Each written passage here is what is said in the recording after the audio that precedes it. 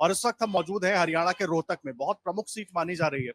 हरियाणा की 10 सीटों की अगर बात करें तो बहुत रोचक मुकाबला इस सीट पर माना जा रहा है, क्योंकि एक तरफ दीपेंद्र हुड्डा है, भूपेंद्र हुड्डा साहब के बेटे। लगातार भूपेंद्र हुड्डा भी यहाँ से सांसद रहे और उसके बाद खुद दीपेंद्र हुड्डा भी यहाँ से सांसद रहे। अभी दीपेंद्र राज्यसभा के सांसद हैं। दूसरी तरफ बात की जाए बीजेपी से, डॉक्टर अरविंद शर्मा है और वो कड़ी चुनौती दे रहे हैं। दीपेंद्र हुड्डा का दावा है कि वो एक बार फिर रोहतक पर कब्जा करके मानेंगे। एक चुनावी कब्जे की बात मैं कर रहा हूं, लेकिन दोनों ही दलों के दावे वादों के बीच जनता के मन में क्या चल रहा है, यही समझने के लिए इस वक्त हम रोहतक में अशोका चौक पर मौजूद हैं। बहुत मशहूर ये चाय की दुकान है और इसीलिए हमें लगा कि यहीं पर आना चाहिए और चाय की चुस्कियों के साथ तमाम लोगों से बात करना चाहिए, समझना चाहिए, क्योंकि यहाँ पर हर उम्र हर वर्ग के लोग आपको मिल जाते हैं और वो शायद ज्यादा बेहतर स्थिति बता पाए कि रोहतक में चुनावी रणनीति आखिर है क्या। सर, आपसे शुरुआत करते हैं। सबसे पहले बदलाव बहुत जरूरी है। मेरा यूं मानना है कि मेरा ये मानना है कि बदलाव सबसे पहले जरूरी है। बाकी वोट दीपेंद्र को देंगे हम तो। बहुत महत्वपूर्ण है इस बात को समझना, क्योंकि तमाम लोग यहाँ पर, मैं आ रहा हूँ सर, आ रहा हूँ आपके पास भी आ रहा हूँ। देखिए सभी लोग यहाँ पर मौजूद हैं। क्या लग रहा है सर, सबसे पहले तो मुझे ये बताइए रोहतक में मुद्दे क्या हैं। तो चुनाव के, हर चुनाव के मुद्दे होते हैं, क्या क्या मुद्दे हैं। उन्होंने बदलाव की बात की, बदलाव तो ठीक है, मुद्दों पर ही आधारित होता है। क्या मुद्दे? रो, रोहतक में जैसे पहले दीपेंद्र हुड्डा काम कर रहे थे तो बहुत बढ़िया काम कर रहे थे, विकास बहुत ज्यादा कर रहे थे। जैसे उन्होंने कहा था मेट्रो आएगी यहाँ पे, बहादुरगढ़ तक लेके भी आए थे। वो युवाओं को रोजगार प्रदान कर रहे थे वो। लेकिन जब से बीजेपी की सरकार आई है तब से युवाओं को मौका कम मिल रहा है और मेट्रो के भी काम बंद हो गया है। इसीलिए हम दीपेंद्र हुड्डा को ही वोट देके विजयी बनाएंगे। आश्वस्त है कि दीपेंद्र हुड्डा जो तमाम दावे लेकर आ रहे हैं वो पूरे? हाँ, पूरे करेंगे, क्योंकि जो पहले भी उन्होंने कहा था, पहले भी सारे वादे पूरे किए उन्होंने और अब भी ये पूरा आश्वासन है कि वो अपनी वादों पे खरा उतरेंगे। पूरा आश्वासन जो दे रहे हैं दीपेंद्र हुड्डा, इनको लगता है कि वो अपने वादों पर खरा उतरेंगे। क्या शुभ नाम है? हमारा सुझाव ये है, अब की बारी दीपेंद्र हुड्डा 1-1.5 लाख वोटों से जीतेगा।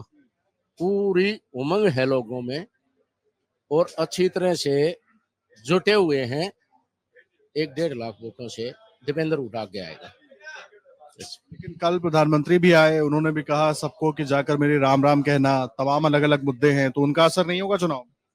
देखो, राम का नाम तो शुरू से ही है। राम का नाम पर तो हमारे नाम भी चला करते, राम बतेरी, राम किसने, राम सिंह। ये तो जी आप पैदाशी हैं राम के नाम पे। अब कोई नया नहीं है, अब ये कोई नया नहीं है। राम बिना तो अपने इधर के आदमी तो कदे उतरे नहीं। राम तो जन्म बच्चे का होता ही साथ राम का नाम से धरते हैं। कल किसी ने गुरुग्राम में मेरे से एक बात कही, अगर दीपेंद्र हुड्डा रोहतक जीते तो मतलब बीजेपी हरियाणा हार गई, और अगर राव इंद्रजीत सिंह गुरुग्राम जीत गए तो मतलब कांग्रेस हरियाणा हार गई। क्या है यही स्थिति है कि राम जीत गए? मतलब राव इंद्रजीत सिंह अगर गुरुग्राम में जीत गए तो कांग्रेस हरियाणा से साफ है, रोहतक से दीपेंद्र हुड्डा जीत गए तो बीजेपी हरियाणा से साफ है। ऐसी है स्थिति? ऐसे ही है जी। दीपेंद्र हुड्डा जी बहुत ज्यादा ये अब की बारी फटाफट आ रही है। कांग्रेस दबा के खींच कर आ रही है। उमंग ही इतनी है गांव में, हम किसी की क्यों करें, लेकिन उमंग ही अच्छी है। लगता है कि ऊपर का लेवल कह रहा है, कहीं भी गांव में जाके, कहीं भी यहाँ पे शहर में कहीं पर भी जाके देख लो, अच्छा लगता है कि कहीं भी जाइए, आप गांव में जाइए, कहीं भी जाइए, और सबको लग रहा है कि बदलाव होना चाहिए। सर, क्या शुभ नाम क्या है आपका? पहले मेरा नाम सोनू। सोनू, मुझे ये बताइए कि मुद्दे क्या होने वाले हैं यहाँ पर चुनाव में? दीपेंद्र हुड्डा की बात हो रही है, कोई अरविंद शर्मा की बात कर रहा है। मुद्दे खास करके युवाओं से जुड़े, विकास को लेकर। अभी जब हम भी आ रहे थे पूरा शहर खुदा पड़ा दिख रहा है, और मुझे लगता है शायद इस विधानसभा नहीं, पिछले विधानसभा में भी जब मैं, ये तो लोकसभा चल रहा है, पिछला विधानसभा हुआ, उसके पिछले के विधानसभा में कवर करने आया था, तब भी पूरा शहर खुदा हुआ था। ये हर चुनाव दर चुनाव खुद जाता है शहर, ऐसा क्यों? सबसे बड़ा मुद्दा भाई सब यही है कि जो एक अमृत योजना जो ये लेकर आई थी ना, 350 करोड़ रुपए, आज तक आप शहर में कहीं भी चल के देखिए, कोई ऐसा रोड नहीं था जो स्मूथली आप एक 10 मीटर या 50 मीटर भी आराम से चल पाओ। इन लोगों ने सिर्फ योजनाओं के नाम पर रोड खोदे हैं, और जो रोड बने हुए थे दोबारा उन रोडों को बनाया है। जब दीपेंद्र हुड्डा यहाँ से सांसद थे, भूपेंद्र हुड्डा यहाँ मुख्यमंत्री थे, उन लोगों ने यहाँ पे 5-5 यूनिवर्सिटी दी हैं, जिसमें सुकुआ है, मेडिकल यूनिवर्सिटी है, ये यूनिवर्सिटी होगी, IIM है। आज तक इन्होंने ये पूछ लो कि रोहतक में इन्होंने अपने बीजेपी दफ्तर के अलावा कौन सा काम किया है?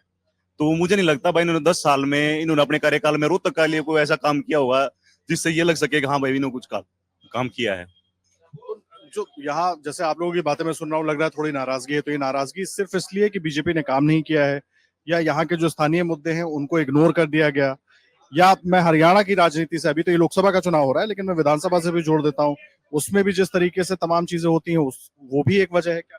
बिल्कुल रोहतक को तो इन लोगों ने बिल्कुल नकार के रख दिया है। एक सिर्फ ये आप ये मैं ये नहीं कहता कि भाई इन्होंने कहाँ विकास किया कहाँ नहीं किया, विकास के कार्य हर एक जगह होने चाहिए, लेकिन आपने जब से मतलब ये हुड्डा सरकार गई है तब से लोगों ने, ऐसा लग रहा है कि इंटेंसली इन लोगों ने यहाँ पे कोई काम किया नहीं है। सिर्फ आप कहीं भी देख लो जाके, डंग डंग पे गड्ढे खुदे हुए हैं, डंग डंग पे ये आवारा पशु सारी चीजें, जिन चीजों पे इन्होंने राजनीति की है उन्हीं चीजों को लेकर इन्होंने यहाँ पे कोई काम नहीं किया है। आवारा पशु मतलब आप ये लगा लीजिए कम से कम महीने में दो तीन एक्सीडेंट तो सिर्फ आवारा पशु के कारण होते हैं, जिन मुद्दों को लेकर ये हरियाणा में आए थे, गोवंश को बचाना है, फलाना है, ये वो है। कितने पशु गौशाला में आप रोड पे निकल के देखिए, सारे ऐसे घूम रहे हैं। ना कोई इंस्टीट्यूट बनाया है कोई भी, ना कोई नौकरियां दी हैं, सिर्फ धर्म जाति इन चीजों की राजनीति करना सीख रहे हैं। आप ये देखिए कितने बड़े लेवल पे जो हमारे माननीय प्रधानमंत्री जी हैं उनके भाषण देखिए, किस तरह के भाषण दे रहे हैं। भाई भैंस चुरा लेंगे, मंगलसूत्र ले लेंगे। ये आपको नहीं लगता कि देश में इन चीजों की अब इन भाषणों की जरूरत है, या हम इतने अनपढ़ आदमी हैं, या हम इतने डरे हुए लोग हैं कि भाई हमें एक इतने बड़े आदमी को ये बताने की जरूरत पड़ेगी भाई हमारी जो उनके हैं घरवालियों के मंगलसूत्र छीन लेंगे? किस में इतनी हिम्मत है? और आज तक 70-80 साल पहले तक जो राज चलता है, हमारे बड़े बूढ़ों ने ये चीजें देखी हुई हैं।